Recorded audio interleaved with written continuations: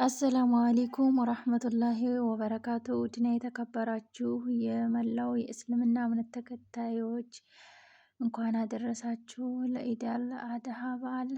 ውድ ሀገሬ ልጆች ኢድ ሙባረክ ብያለሁኝ። ባላችሁበት ሁሉ ሰላማችሁ ይብዛ። ዛሬ ይህን የመሰለ የአረፋ ገበያ ይዤላችሁ መጥቻለሁ ማለት ነው። በሀገራችን በጎች ይህን ይመስላል ማለት ነው። ይህን የመሰሉ ሙክቶች አቅርቤላችኋለሁኝ እና ሀቂቃ ያው የዛሬው ገበያ ይህን ይመስል ነበር ማለት ነው። በጣም የሚያማምሩ በጎች መጥቻለሁ። ወሎ ሀይቅ ላይ ይህን ይመስላል ማለት ነው። እንደምታዩቸው በጎቹ ምርጥ ናቸው፣ ግን የያዙትን ብር ልነግራችሁ አልችልም። ማሻአላ የሆኑ በጎች ይዤላችሁ ቀርብ ያለሁኝ። መግዛት የምትፈልጉ ሳያመልጧችሁ እስከ ሮብ ጧት ወሎ ሀይቅ ላይ ማለት ነው። ይህን ይመስላል ማለት ነው። ውድ ሀገሬ ልጆች እየገዛችሁ ብሉ ብሉ፣ ኢትዮጵያ ያላችሁ ማለት ነው ብሉ።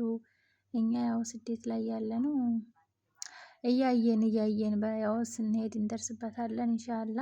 ሀቂቃ ይሄንን የመሰሉ በጎች ይዤላችሁ የመጣሁት በጣም ስለገረመኝ ነው።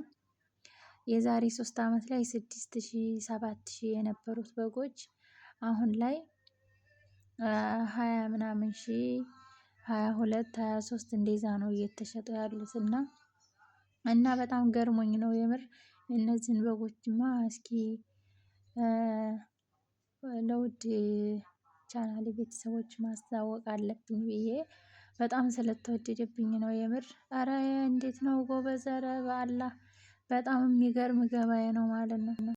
እና በጣም ልዩነት አመጣብኝ ማለት ነው የዛሬ 3 አመት እና በእርግጥ ዛሬ ላይ ልዩነት ቢኖረውም አረ አሁኑ በጣም ከፋ።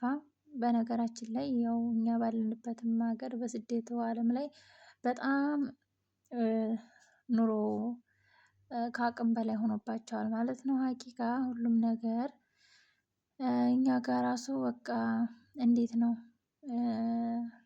ከታሰበው በላይ ነው እየሆነ ያለው እና ለማንኛውም በጣም ተወዷል። እንደኔ በጣም ተወዷል። ከነዚህ ከአንዳቸው መርጣችሁ 20 ሺህ ብር ወይ 22 ሺህ 23 ሺህ ብትባሉ ምን ትላላችሁ? የምር በጣም በዛ ላይ ዘይቱ አለ፣ ሽንኩርቱ፣ ኧረ እንዴት ብዬ ልንገራችሁ። በቃ ያንን ስታስቡት በቃ በዓልን ለመውጣት በቃ ለበዓል ገበያ ብቻ 100 ሺህ መመደብ አለበት ማለት ይቻላል ማለት ነው። በዚህ ሁኔታ ላይ በጣም አካበድሽ እንዳትሉኝ፣ ያው እንግዲህ ከግምት ውስጥ አስገቡት። ይሄንን በግ 25 ወይ 22 23 ሺህ ብትገዙ ከአቶ ሽንኩርት ጀምራችሁ ወደ ወይዘሮ ዘይት ብትሄዱ ያው እንግዲህ እናንተ ሂሳቡን ስሩት።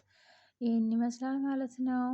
በጣም ደስ የሚሉ በጎች ናቸው። በነገራችን ላይ ከለራቸውን በጣም ነው የወደድኩት። ላይክ፣ ሼር፣ ሰብስክራይብ እያደረጋችሁ አበረታቱኝ። እናንተስ ምን ትላላችሁ? እንዴት ነው? አልተመቻችሁም? ደክሟቸዋል?